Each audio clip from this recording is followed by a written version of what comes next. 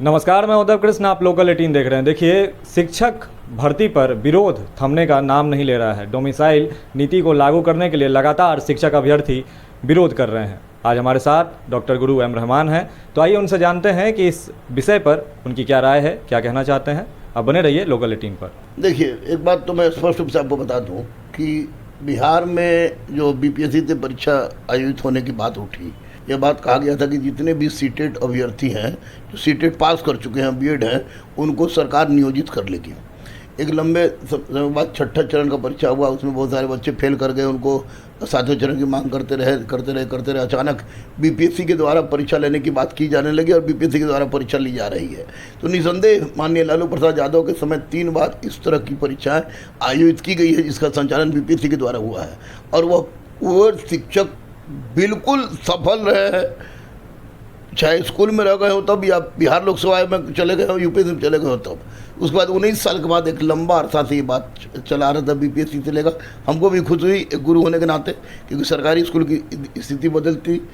लेकिन एक बात हमको खाली थोड़ा सा खला, ये माननीय मुख्यमंत्री जी नीतीश कुमार जी, माननीय उप मुख्यमंत्री तेजस्वी जी, आपको शिक्षा मंत्री जी जो है वो, आपको अतुल प्रसाद जी जो हो, सब लोग मिलके, सारे माननीय मुख्य सचिव जी हो, वो सबको ये सोचना चाहिए था कि बिहार में एक शिक्षक की बहाली एक जीने का, एक गरीब का आसरा होता है।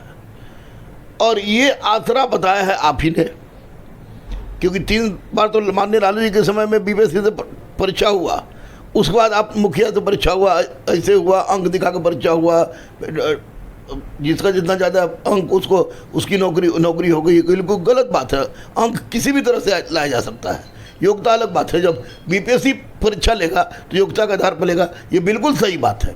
लेकिन ऐसी परिस्थिति में आपने एक तो नोटिफिकेशन में इसकी चर्चा नहीं की। लड़के बीपीएससी के बाद सहमत हो गए, तो हम लोगों ने भी समझाते थे, बहुत अच्छी बात थी, खुश भी थे। नोटिफिकेशन में अब चर्चा नहीं था। अचानक आपने यहाँ तक कह दिया कि लड़कियाँ अपना डोमिसाइल बनाएंगी, अपना निवास, अस्थायी निवास बनाएंगी, तो वह अपने पिता का, पति का नहीं।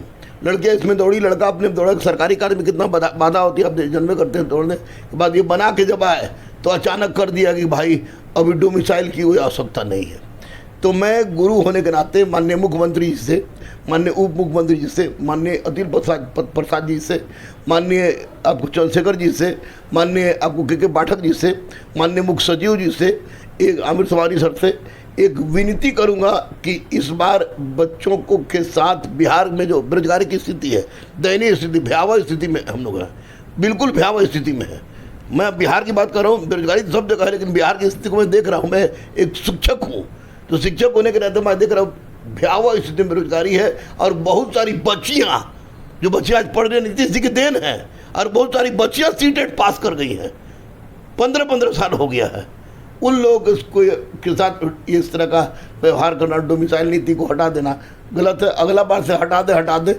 इस बार माननीय मुख्यमंत्री जी से, माननीय उप मुख्यमंत्री से, माननीय शिक्षा मंत्री जी से, जितने भी अथॉरिटी हैं, उनसे ये निवेदन करेंगे कि बिहार की भलाई को देखते हुए, बिहार के में बेरोजगारी की भीषण भीड़ को देखते हुए आप एक उस परंपरा को पुनर्जीवित करने का प्रयास किए जिस राज्य में आप, जिस राज्य के आप मुखिया हैं, उसी राज्य का मुखिया यहीं से चिल्लाकर कभी कहा करता था कि सारी प्रजा हमारी संतान है। तो निश्चित रूप से आप शिक्षकों के साथ भलाई कीजिए और इस बार डोमिसाइल नीति लागू कर दीजिए। इसके लिए आपको अधिकार है। संविधान के में भी अनेक कुछ अनुच्छेद भी हैं, जिसके माध्यम से कुछ ना कुछ कर सकते हैं। अगला बार से 90-10 का रेशियो रखिएगा, जैसे कि अन्य राज्यों ने रखा है।